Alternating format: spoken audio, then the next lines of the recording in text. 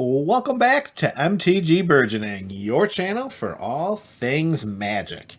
In today's video, we are going to add the next 20 creature cards with converted mana cost 7 into our Momir Vig Cube.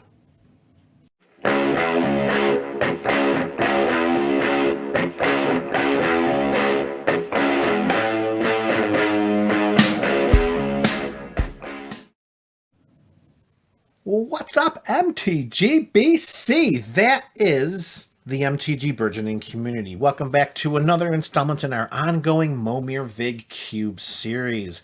If you are unfamiliar with the goals or purpose of the series, or just need a refresher, turn to the description below and seek out the link to MTG Burgeoning's introduction to the Momir Vig Cube. While you're down there, you can also click the link to Cube Cobra, where you can view the entire contents of the cube as it stands right now. So for today, we got 20 creatures with CMC of 7, and let's get things started off with a colorless edition, Ebony Rhino. We're going way back in time with this beautiful artifact creature. Look at that artwork. Isn't that just awesome? When you invest 7 mana, if you have the quote-unquote luck to summon Ebony Rhino to your side of the battlefield, you'll get a 4/5 artifact creature with trample. That is all. And a great reminder that not every creature in the Momir Vig Cube is uber powerful or uber helpful. On the opposite side of Ebony Rhino, we have Imara Tandris, 5/7, and we prevent all damage that would be dealt to creature tokens we control. As we've seen throughout the Momir Vig Cube series, there are a number of creatures that can create creature tokens. But let's also keep in mind that every copy of a creature that gets summoned from the Momir Vig Cube is a token copy.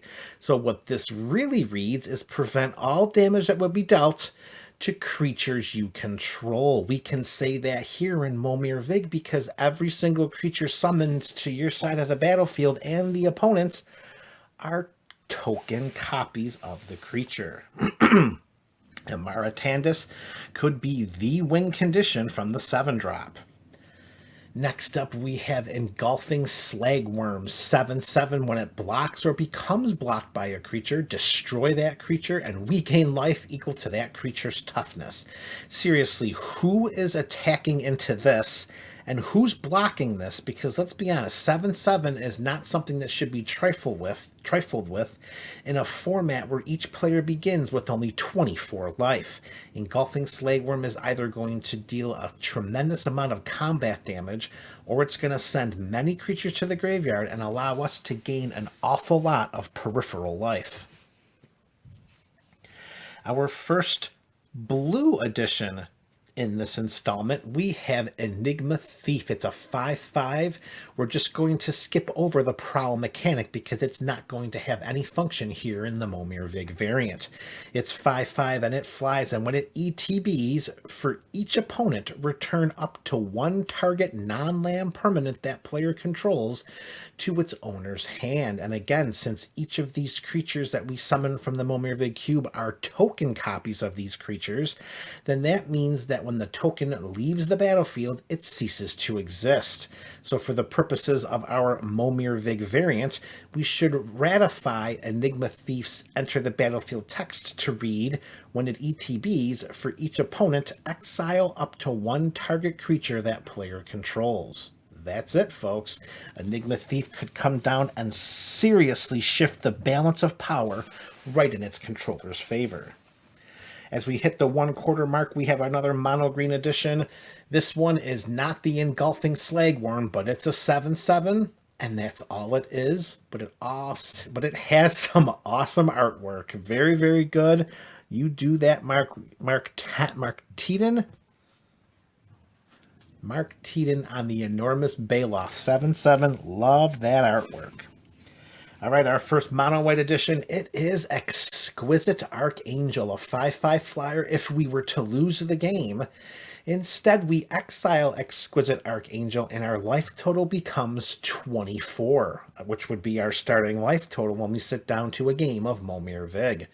This is a great way to restart the game for us if needed, but a 5/5 flyer in a format dominated by creatures in combat, Well, that's going to work every single day of the week and twice on Monday night and twice on Friday Night Magic. Creature number 7 is our first mono black edition, and that is going to be Fell Shepherd, an 8/6. Whenever it deals combat damage to a player, we may return to our hand all creature cards that were put into your graveyard from the battlefield this turn, which, let's be honest, is completely meaningless because, again, when a token leaves the battlefield, even if it hits the graveyard, it ceases to exist. So Fell Shepherd's wall of text that we just went over is completely useless in a game of Momir Vig. However, its bottom text, pay a black mana and sacrifice another creature, and target creature gets -2/-2 until end of turn, that could be an inordinately valuable mechanic, or not mechanic, an inordinately valuable ability, particularly in a format that is, it's not exactly overrun with removal because there are no instants or sorcery spells. Everything is done with creatures. So if there's any kind of removal, it's going to happen from an enter the battlefield trigger, an activated ability, or a triggered ability. And those are, well, they're not as rare as Winter Roses, but it's not like they're stapled on side of every single creature. So for the ability to remove some creatures by sacrificing another creature, let's just say Fell Shepherd is going to bring a lot of value to our side of the battlefield if we're fortunate enough to summon it. However, make sure you have those swamps in your basic land card deck, or else you're just summoning an 8/6 that just sits there and thinks about what it's going to do, attack or block. Next creature up, another mono blue edition, we have Fleet Swallower, 6/6. Whenever it attacks, target player puts the top half of their library, rounded down, into their graveyard. Now, there are a lot of ways and a lot of scenarios in which a 6/6 could survive combat. So it's not outside the realm of believability or feasibility to think that Fleet Swallower could end up putting an opponent in a great deal of harm's way based upon how many cards are going from the library into the graveyard. Drawing out could happen in a game of Momir Vig. Next up, our first mono red edition, we have Flesh Pulper Giant. Greatest name ever, Flesh Pulper Giant. When it ETBs, we may destroy target creature with toughness 2 or less. It's just a 4/4, so it's not a huge, not a huge giant from the power toughness standpoint. But you never know, those creatures with toughness 2 or less could be ones that have some very valuable activated or triggered abilities that could be causing a lot of problems out there on the battlefield. All right, next creature, it's another mono green edition as we hit the halfway mark of this video, and is Foe Razor Regent, a 4/5 flyer. When it ETBs, we may have it fight target creature we don't control. So here's an example of some coveted removal that would be very necessary in order to continue participating in a game of Momir Vig. Whenever a creature we control fights, put 2+1/+1 counters on it at the beginning of the next end step. So if we summon a copy of Foe Razor Regent, it ETBs, we end up fighting and killing some mana dork or little chump blocker, and then when we get to the beginning of our end step, this becomes a 6/7. So now we just got a 6/7 for the investment of 7, and it has the coveted evasion of flying. Foe Razor Regent is going to bring some power in the form of a green dragon. Who would have thought that, folks? All right, creature number 11. We began with a colorless creature, and we're going to continue with that in the 11 spot with Flowstone Thopter. It's a 4/4. We can pay 1 generic mana, and we can give Flowstone Thopter +1/-1 and flying until end of turn. So if we know none of our opponents, if we have any of our opponents that don't have any reachers or flyers, we can make sure that we give our Flowstone Thopter flying and jam that baby all the way up to 7/1. That would help us to win the game very quickly, particularly in a format that only begins with 24 life. Creature number 12, and our second multicolor edition, We have Fungal Shambler, 6/4 trample, so there's some more of that great evasion. And when it deals damage to an opponent, we will draw a card, and that opponent discards a card from their hand. Again, in the Momir Vig variants, any cards that are in hands are lands, and we put lands into play to utilize our Visionary Avatar to summon creatures from the Momir Vig Cube, in addition to potentially using our lands to activate any abilities of our creatures. However, each time we summon a creature from the Momir Vig Cube, we have to discard one of those cards as well. So this, if it breaks through with 6/4 trample damage, we get the added benefit of card advantage over our opponent. Our second consecutive multicolored creature, and we're going old school with this one, folks. We have Gabriel Angelfire. It's a 4/4, and during our upkeep, Gabriel Angelfire will gain one of the following abilities until our next upkeep. It will either have Flying, First Strike, Trample, or Rampage 3. Now, for anyone who may not be familiar with what Rampage 3 is, that means that for each creature after the first creature that blocks Gabriel Angelfire, she's going to get +3/+3.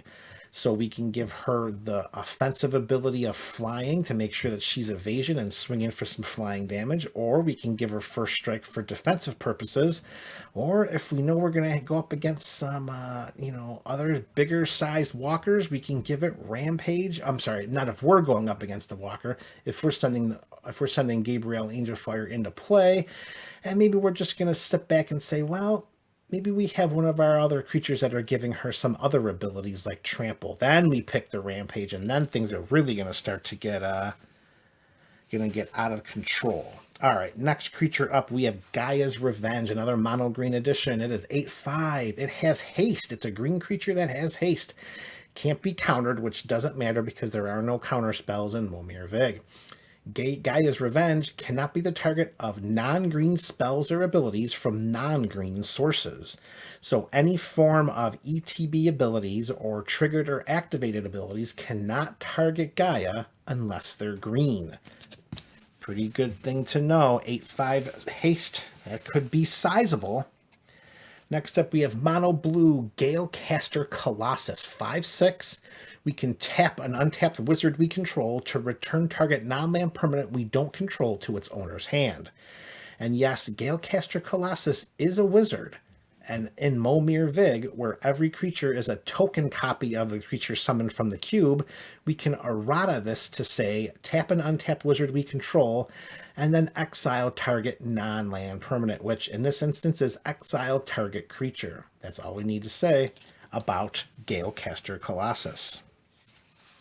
Back-to-back mono blue editions. Next up, we have Gear Seeker Serpent, 5/6. Again, we're not going to worry about the cost reduction because we're not going to know it when we summon it.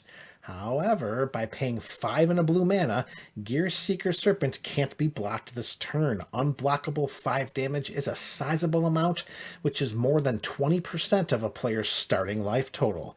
Just make sure you're packing islands in that basic land deck so you can activate its unblockability activated ability. Yep, that's a lot of activating right there. Activate the activated ability. No Department of Redundancy department talk here.